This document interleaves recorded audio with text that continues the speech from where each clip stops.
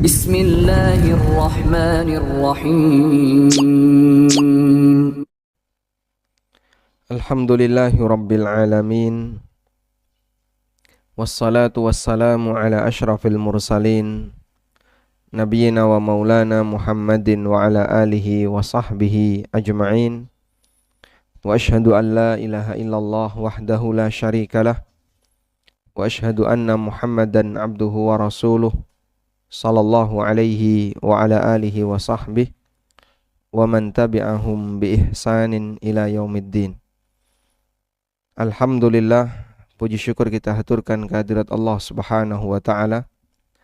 Di kesempatan pagi ini kembali kita melanjutkan kajian rutin di Masjid Al-Marhamah Candi Gebang dengan membaca kitab Umdatul Ahkam. Dan alhamdulillah kita memasuki bab yang baru yang diberi judul oleh penulis dengan judul Kitabul At'imah. Bab tentang masalah makanan. Kita akan membahas tentang masalah ini dengan menyebutkan beberapa kaidah terlebih dahulu seputar masalah makanan. Baru setelah itu kita akan membaca hadis yang disebutkan oleh penulis. Bapak Ibu yang dimuliakan Allah Subhanahu wa taala, kita akan menjadi orang yang kita serap. Sehingga kalau orang itu sering mengkonsumsi sesuatu yang haram, karakternya tidak jauh dari apa yang dia konsumsi. Dan sebaliknya, ketika seorang hamba mengkonsumsi sesuatu yang halal, maka dia akan punya karakter sebagaimana apa yang dia konsumsi. Karena itu Nabi SAW memberikan ancaman yang sangat keras bagi orang yang mengkonsumsi yang haram. Kullu lahmin nabata min suhtin fannaru aula bihi. Setiap daging yang tumbuh dari sesuatu yang haram, maka neraka lebih berhak baginya. Selanjutnya berkaitan dengan masalah halal haram. Ada beberapa pengantar tentang masalah halal haram. Yang pertama, bahwa harta haram itu ada dua. Yang pertama adalah harta haram zatnya. Contohnya apa? Contoh misalnya bangkai, kemudian babi, dan beberapa yang diharamkan oleh Allah dalam Al-Quran seperti darah atau hewan yang disembelih untuk selain Allah. Ini semuanya disebut haram zatnya. Kalau minuman adalah khamr. Kemudian yang kedua, harta haram karena cara mendapatkannya. Haram karena cara mendapatkannya. Zatnya halal, tapi karena didapatkan dengan cara yang salah, maka status harta itu haram. Contohnya harta hasil korupsi. Misalnya orang korupsi nasi, halal atau haram? Nasinya halal, tidak berubah dari hukum. Tapi bagi orang ini yang mengambil nasi dengan cara yang salah, status nasi itu bagi dia adalah haram. Baik. Selanjutnya yang nomor 2. Haram zatnya, untuk harta haram zatnya, pindah kemanapun tetap haram. Pindah kemanapun tetap haram. Babi selamanya akan haram walaupun yang masak seorang ulama misalnya. Khamr tetap haram walaupun yang minum tokoh masyarakat. Karena yang seperti ini mau pindah kemanapun statusnya tetap haram. Tidak ada istilah haram bagi si A, halal bagi si B. Karena itu terdapat kaidah, apa yang diharamkan di negeri muslim maka haram di negeri non-muslim. Sehingga jika statusnya haram di negeri muslim, terus kalau di negeri non muslim gimana? Juga haram di negeri non muslim.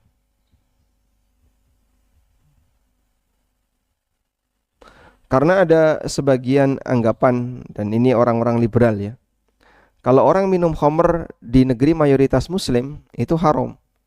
Tapi kalau dia minum khamrnya di negeri mayoritas non muslim, seperti misalnya di Australia atau di Eropa atau di Amerika, maka hukumnya berbeda.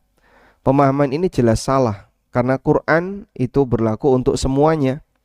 Sebagaimana Quran berlaku di Arab, Quran berlaku di Indonesia, Quran juga berlaku di Singapura, di Australia, di Eropa, dan semua wilayah yang itu merupakan bumi Allah Subhanahu wa ta'ala.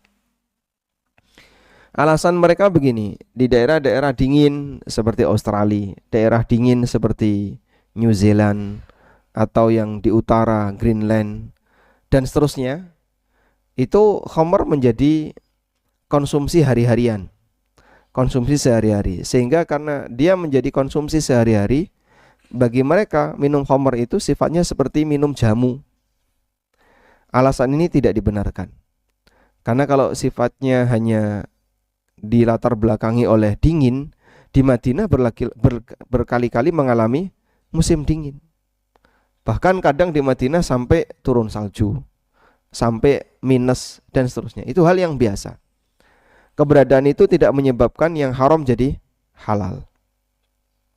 Kita tidak boleh mengkonsumsi sesuatu yang haram hanya karena alasan cuaca. Beda dengan alasan darurat. Alasan cuaca dengan alasan darurat itu beda. Kalau darurat sifatnya personal. Orang tertentu dia darurat. Misalnya cuaca dingin, misalnya ya. Ada orang yang dia kuat nahan dingin, dan ada orang yang tidak kuat nahan dingin. Di posisi darurat berlaku bagi orang tertentu, tidak berlaku bagi semuanya. Kalau latar belakangnya adalah karena cuaca, tentu saja berlaku bagi semuanya. Baik. Selanjutnya, yang ketiga,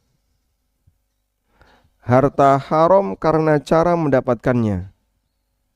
Harta haram karena cara mendapatkan. Zatnya halal atau haram? Halal, halal. Tapi dia jadi haram sebabnya apa? Didapatkan dengan cara yang salah. Ini ada dua.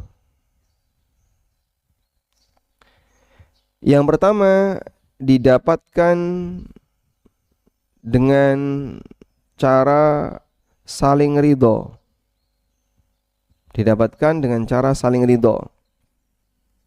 Contohnya apa, Pak? Contohnya riba. Contoh yang lain, hasil judi. Orang yang judi itu saling ridho enggak? Saling ridho. Dia punya kesepakatan dalam permainan judi yang dia lakukan. Contoh yang lain apa, Pak? Contoh yang lain, jual benda haram. Misalnya jual khamr. Uang hasil penjualan khamr statusnya zatnya halal, tapi didapatkan dengan cara yang salah. Baik. Untuk harta haram yang didapatkan dengan cara saling ridho, hukumnya ada dua. Hukumnya ada dua. Yang pertama, jika diperoleh sebelum tahu hukum. Dia memperoleh itu sebelum tahu hukum, maka statusnya halal baginya. Misalnya ada orang yang melakukan transaksi riba sebelum dia tahu kalau itu riba, sehingga selama bertahun-tahun dia bekerja di dunia riba tersebut, sampai akhirnya dia tahu kalau selama ini pekerjaan dia adalah riba. Maka jika dia peroleh sebelum tahu hukum, halal baginya. Dan ini Allah tegaskan dalam Al-Quran di surat Al-Baqarah. Saya lupa ayatnya ya. Allah Subhanahu wa taala berfirman, "Faman ja'ahu mau'izatun min rabbih fantaha falahu ma salafa wa amruhu ilallah. Wa man 'ada fa ulaika ashabun nari hum fiha khalidun." Nomor ayatnya surat Al-Baqarah ayat 275. Coba Bapak Ibu lihat, dimulai dari baris terakhir ya. Baris terakhir naik ke atas, naik lagi ke atas. Jadi 3 baris dari bawah. Di situ ada kalimat wa ahallallahu al-bai'a wa harrama riba faman ja'ahu mau'izatun min rabbih fantaha falahu ma salafa wa amruhu ilallah. Barang siapa yang telah mendapatkan peringatan dari Rabb-nya, dari Allah, fantaha, lalu dia berhenti, falahu ma salaf, maka dia berhak memiliki apa yang dia dapatkan ma salafa di masa silam, wa amruhu ilallah, dan urusannya kembali kepada Allah. Dulu sebagian sahabat itu rentenir dulu ya, sebelum mereka mendapatkan ayat ini. Seperti Abbas bin Abdul Muttalib, paman Nabi SAW, itu dulu seorang rentenir. Setelah ayat ini turun, maka mereka berhenti. Terus bagaimana dengan harta yang didapatkan di masa silam? Allah Subhanahu wa taala katakan, "Falahu ma salafa wa amruhu ilallah." Apa yang dia dapatkan di masa silam itu jadi miliknya dan urusannya kembali kepada Allah. Baik. Selanjutnya ayat berapa tadi? 275. Yang kedua, jika diperoleh setelah tahu hukum.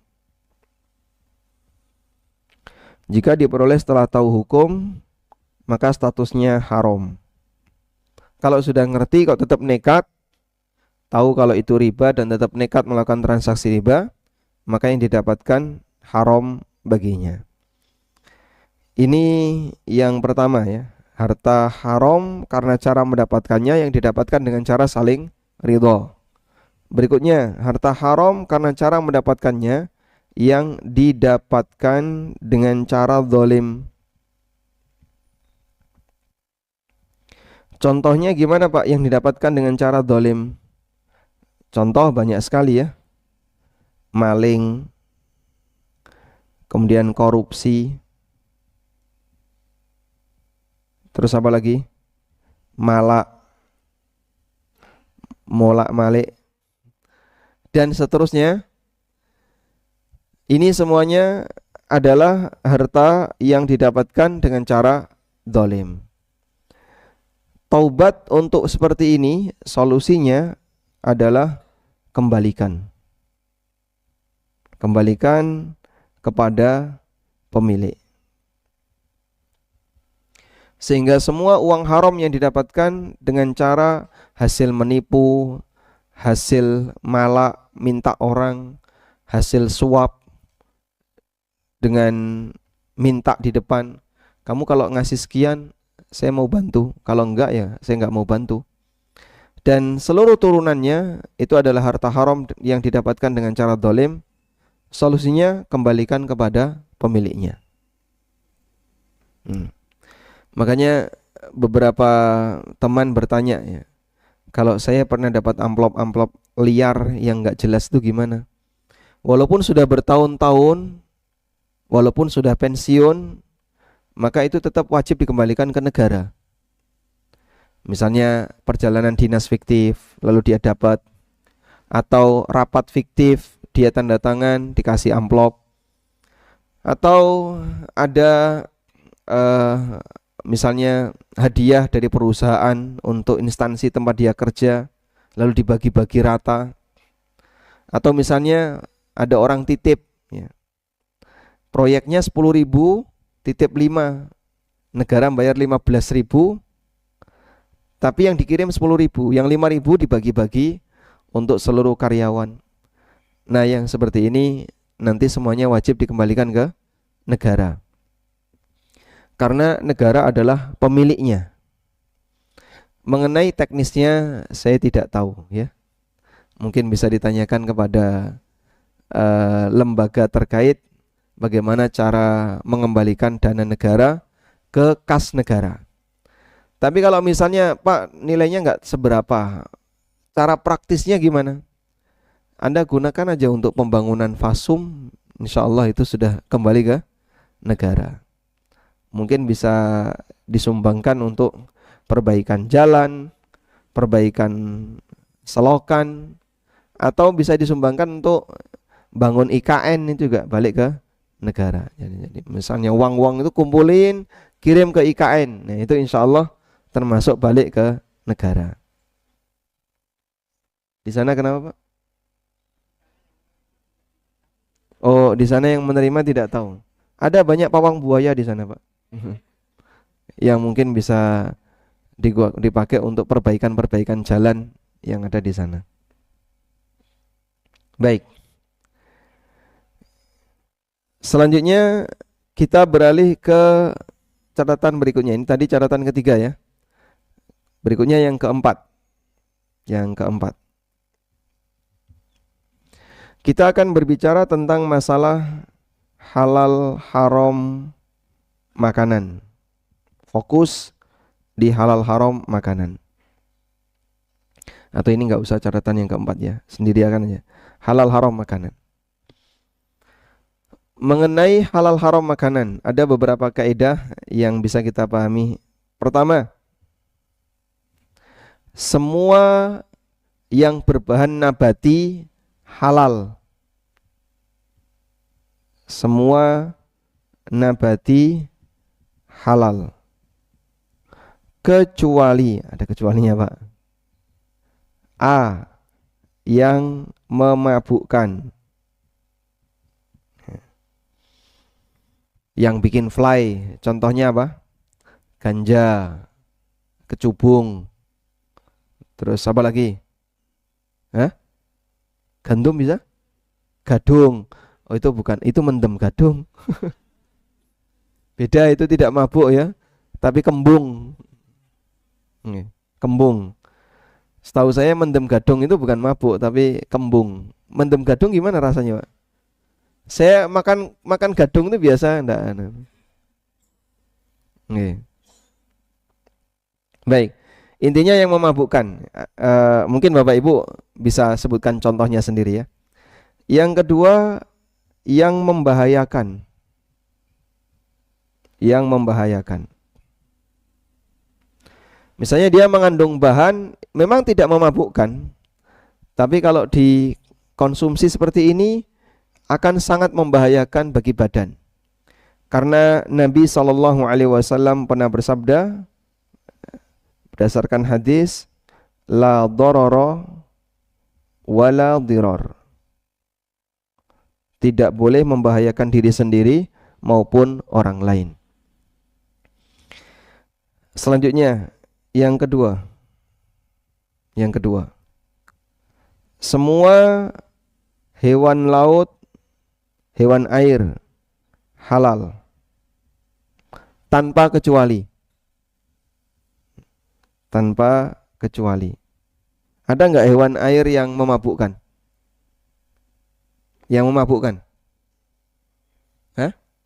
Nek kokean ya, kalau kebanyakan makan mendem ya. Misalnya mendem iwak gitu.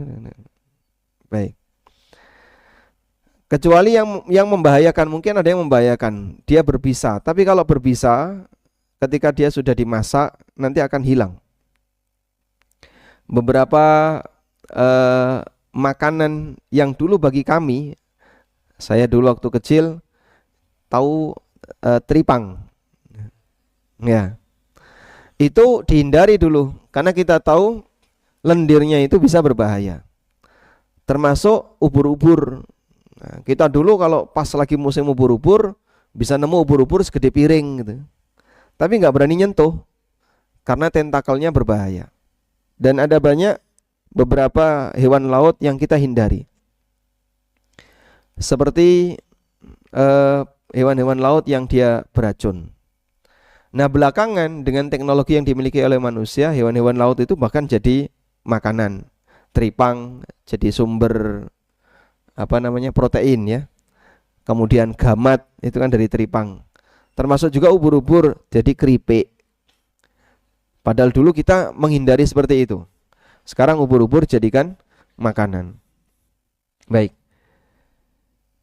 Terus gimana hukumnya, Pak? Halal. Allah Subhanahu wa taala berfirman dalam Al-Qur'an,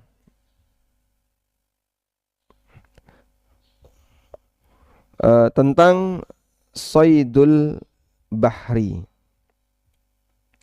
Uhilla lakum saydul bahri wa ta'amuhu mata'an lakum walisayyarah. Dihalalkan bagi kalian saydul bahri. Saydul bahri artinya adalah hewan buruan di laut. Wa ta'amuhu, dan makanan laut. Makanan laut maknanya adalah bangkainya laut. Dan walhamdulillah, andaikan ikan itu harus disembelih, repot, Pak. Coba nelayan itu kalau jaring bisa dapat ribuan ikan. Sebelum dimakan sembelih dulu, ya wis mati dhisik sadurunge disembelih. Begitu diangkat, mungkin hanya dalam waktu sekian menit mati dia. Andaikan harus disembelih, kita nggak bisa makan ikan. Karena harus nyembelih satu-satu. Ikan pindang itu kan nggak ada yang disembelih itu. Maka kita bersyukur kepada Allah Subhanahu wa taala, tidak ada syarat menyembelih untuk binatang laut. Kepiting itu nggak bisa disembelih. Gimana cara nyembelih kepiting? Direbus. Itu bukan menyembelih ya. Nyembelih itu kan harusnya dipotong. Sehingga kepiting nggak bisa disembelih. Ikan mimi, tahu mimi, Pak? Mimi lan mintuno. Ikan helm, orang nyebutnya ikan helm ya. Ikan mimi lan mintuno. Seperti ini. Dulu saya mainan seperti ini, dan dia susah untuk mati. Jadi di darat lama sekali, 3 dolanan ya. Caranya gimana untuk mematikan hewan seperti ini?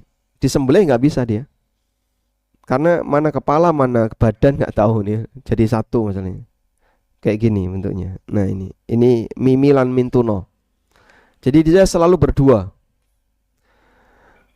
Dan ini ya termasuk enak ya, tapi kolesterol tinggi. Dulu kami ngerebus air dulu mateng, cemplung no, dah langsung kelupak mati dah. Itu yang kita lakukan kalau masak seperti ini, karena dia nggak bisa disembelih.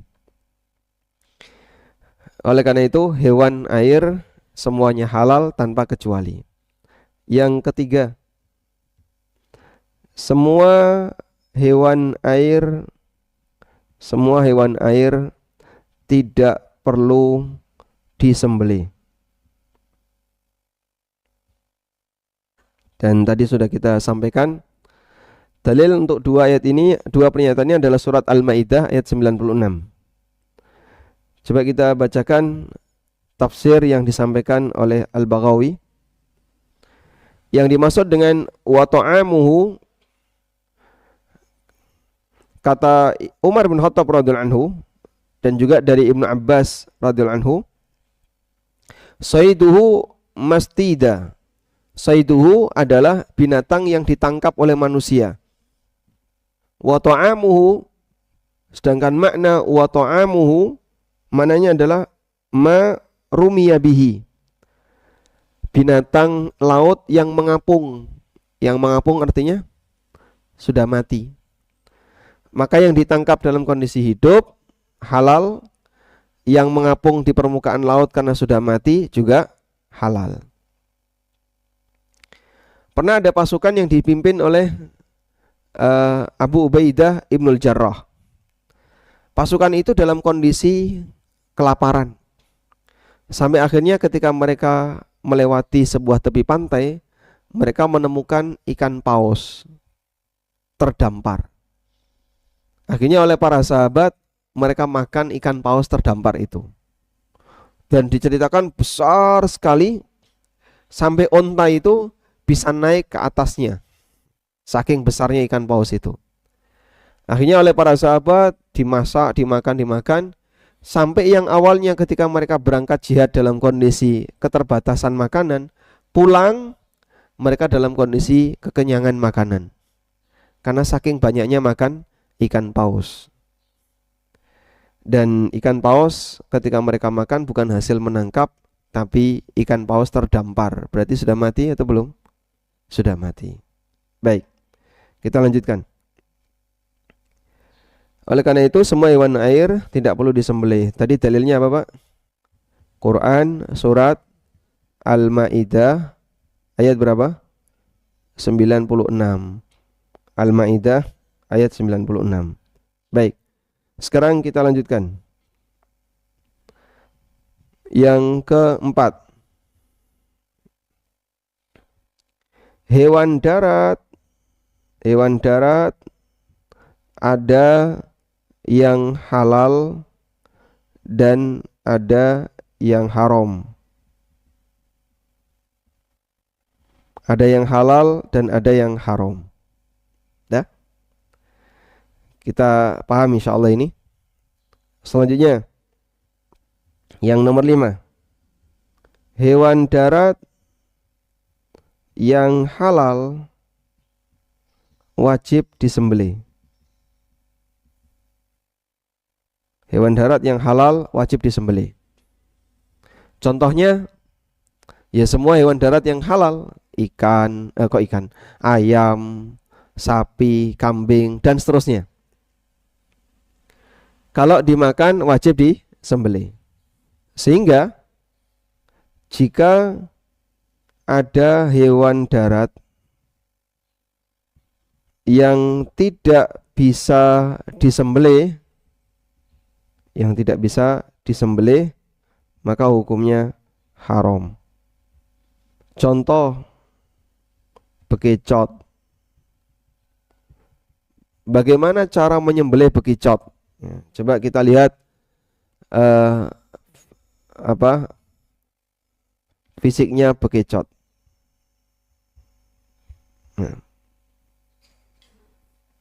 Siput yang seperti ini jamaah tidak mungkin bisa disembelih. Sehingga kalau orang mau menyembelih siput, dia gimana cara menyembelih kepalanya siput? Saya pernah uji coba ya. Pas dia lagi jalan gitu, terus saya bawa pisau, tap, hilang dia, udah masuk. Begitu kesentuh, dia langsung masuk. Sehingga seluruh permukaannya dia punya sensor atau apa. Begitu kesentuh sebentar langsung masuk. Siput walaupun gerakannya lambat, tapi kalau masuk itu cepat. Walaupun dia lambat, kelemar, karena tekan-tekan, tapi kalau narik badannya untuk masuk ke cangkangnya itu cepat. Nah, hewan seperti ini tidak halal untuk dimakan. Gimana cara nyembelihnya? Sebutkan cara nyembelih siput. Pegangi kepalanya, bismillah, Allahu Akbar. Nggak bisa ya. Baik. Karena nyembelih itu ada aturannya. Yang keenam, menyembelih ada aturannya. Yaitu di mana? Di posisi yang tepat.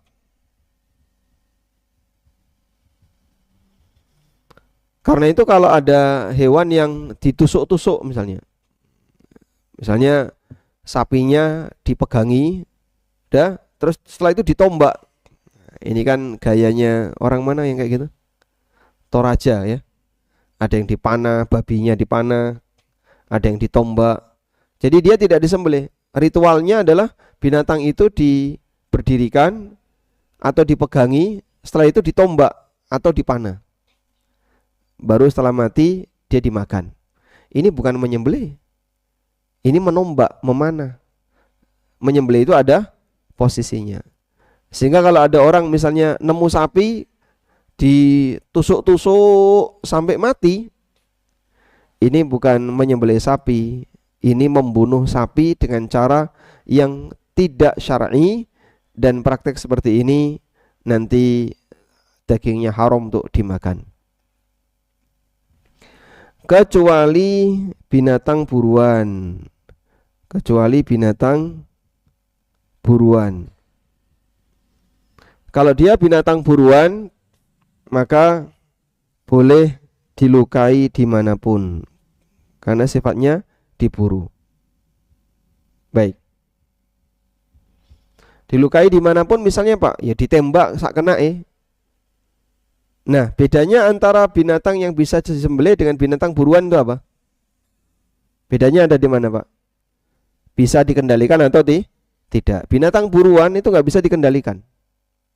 Dia lari, dia ada di tanah, ini ada di alam liar dan seterusnya.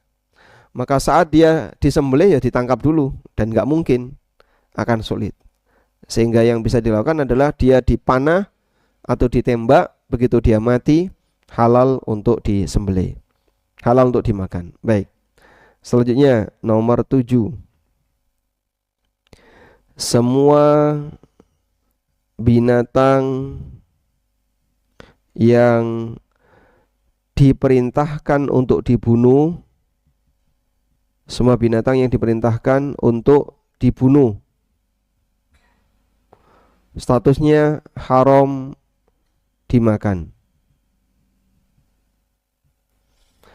Karena diperintahkan untuk dibunuh, ini dijadikan bangkai. Diperintahkan untuk dibunuh, itu sama dengan apa? Dijadikan bangkai.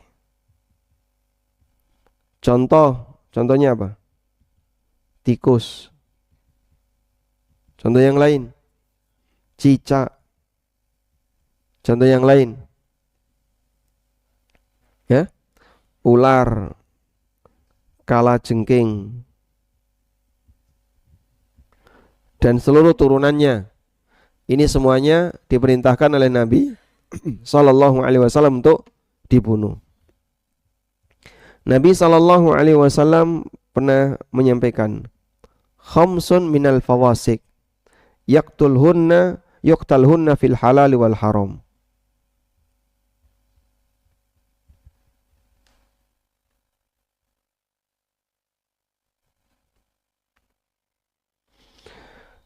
Beliau pernah bersabda dalam hadis riwayat Bukhari dan Muslim, khamsun fawasiku yuqtalna fil hilli wal haram. Ada 5 binatang fasik yang boleh dibunuh baik di tanah halal maupun di tanah haram. Al-hayyah wal fa'rah wal ghurab wal abqa wal kalbu wal khida'ah. Ular, tikus, ghurab, gagak, al-abqa. Ini burung abqa. Burung abqa itu mirip seperti gagak kalau nggak salah ya. Coba kita lihat. Elang ya. Al-abqa, elang. Iya.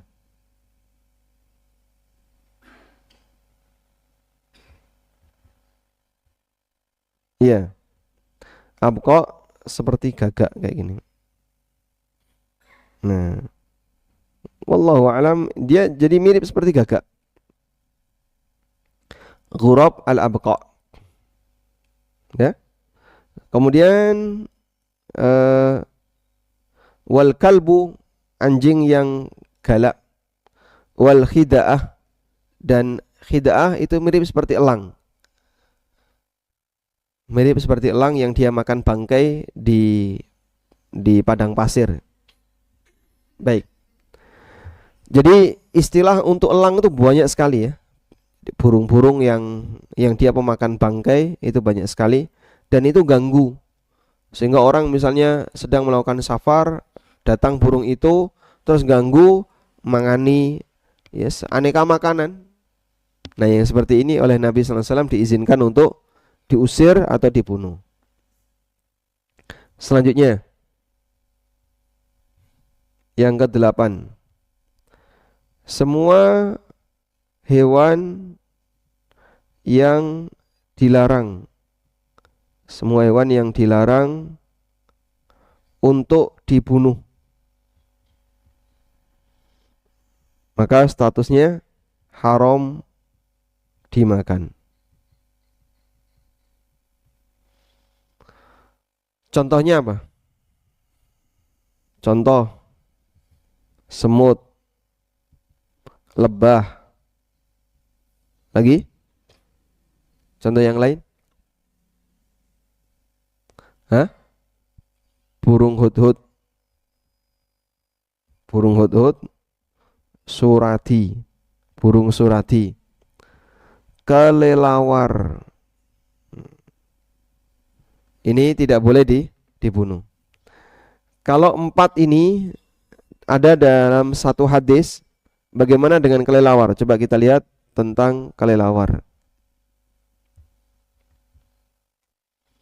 Mengenai kelelawar ada satu riwayat dilarang membunuh kelelawar.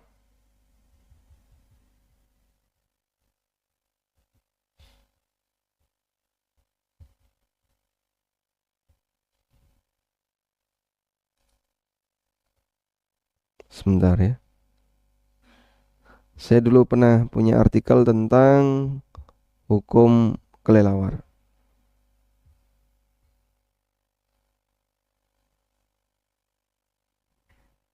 Nah, ada sebuah riwayat seperti ini.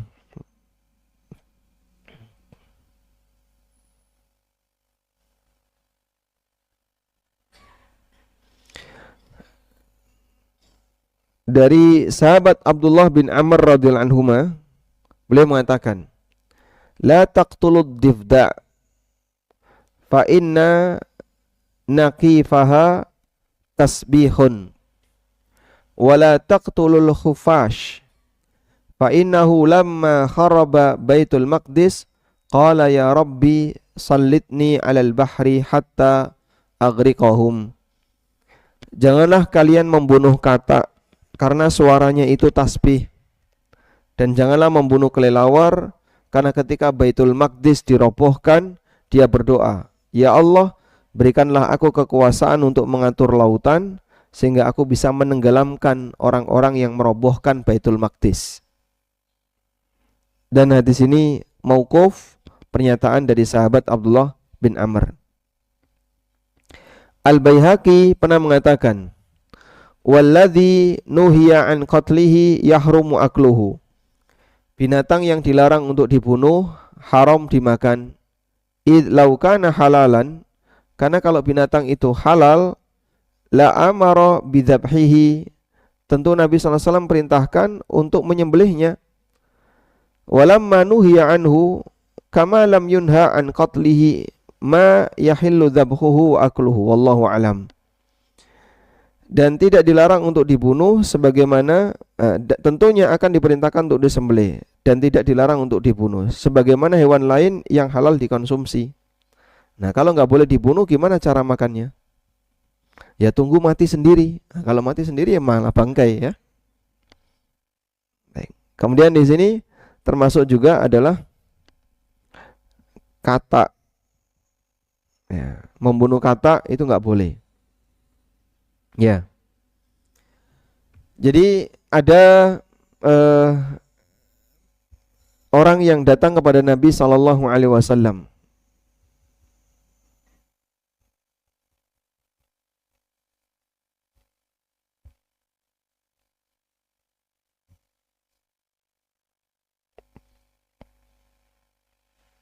Mana?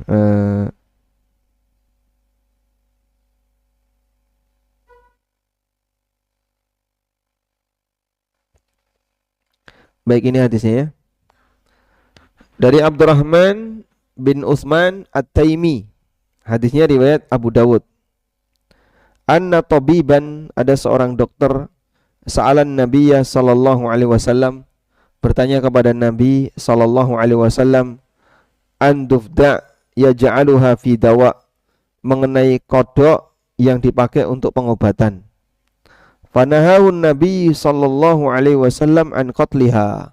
Lalu Nabi sallallahu alaihi wasallam melarang untuk membunuh katak. Nah, kalau nggak bisa dibunuh, gimana cara dimakannya? Dimakan hidup-hidup. nanti mati di dalam perut. Nah, sehingga yang seperti ini haram untuk dimakan. Selanjutnya yang ke-9. Yang ke-9 apa ya? Kaidahnya. Udah habis kayaknya ini. Udah sampai 8 saja ya. Nanti kalau saya ingat ya kita tuliskan. Baik, ini beberapa poin berkaitan dengan masalah halal haram dunia makanan.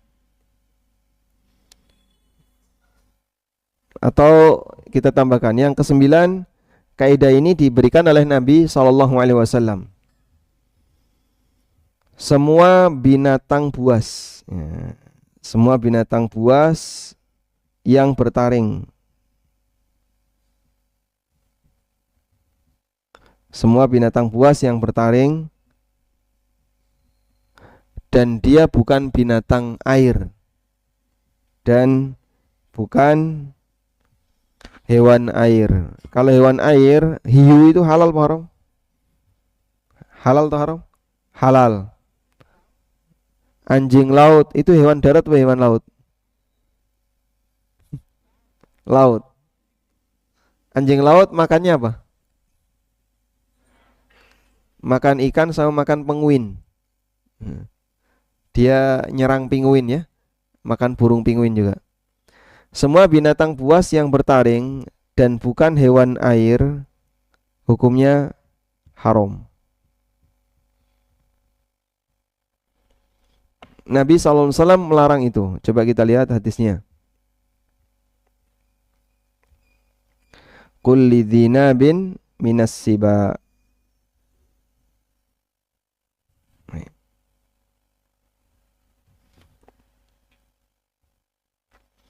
Berikut dalilnya. Ada banyak sekali dalil tentang ini. Di antaranya hadis Abu Hurairah radhiyallahu anhu, Rasulullah sallallahu alaihi wasallam pernah bersabda, "Kullu dzinabin minas siba haram." Semua binatang buas yang bertaring hukumnya haram. Hadis riwayat Muslim. Dari Abu Tha'labah Al-Khushani radhiyallahu anhu, Rasulullah sallallahu alaihi wasallam bersabda, atau beliau mengatakan, anna Rasulullah sallallahu alaihi wasallam naha an akli kulli dzinabin minas siba. Rasulullah sallallahu alaihi wasallam melarang makan binatang bertaring yang buas. Hadis riwayat Bukhari Muslim dan masih banyak yang lain. Baik. Kita tambahkan yang ke-10. Semua burung yang menerkam dengan cakar. Semua burung yang menerkam dengan cakar ini haram.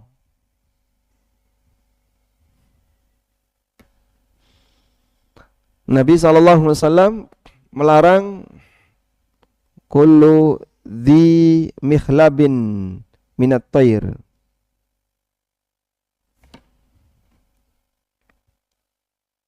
Baik. Seperti ini hadisnya ya. Ani Ibnu Abbas radhiyallahu anhuma, dari Ibnu Abbas radhiyallahu anhuma, beliau menceritakan anna Rasulullah sallallahu alaihi wasallam naha an kulli dzinabin minas siba wa an kulli dzi mikhlabin minat thair.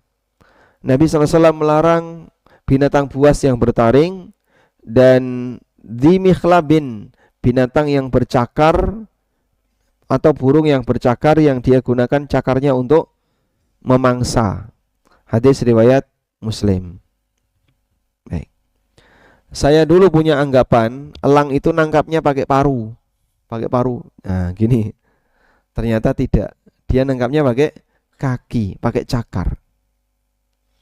Itu elang. Beda dengan burung yang nangkapnya pakai paru. Misalnya burung ini ya, burung seriti. Itu ada misalnya capung banyak ya. Terus burung seritinya terbang, itu nangkapnya pakai paru. Karena dia bukan burung bercakar. Ya dia punya kuku yang tajam, tapi bukan tipe burung yang nangkap pakai cakar. Ayam itu nangkapnya pakai apa? Pakai paru. Walaupun kukunya ayam ada? Ada, tapi dipakai untuk nyeker tanah, untuk eker-eker. Bebek, morfologi binatang, itu pakai paruh. Kakinya untuk apa? Berenang dan seterusnya. Wallahu alam. Baik, demikian yang bisa kita sampaikan.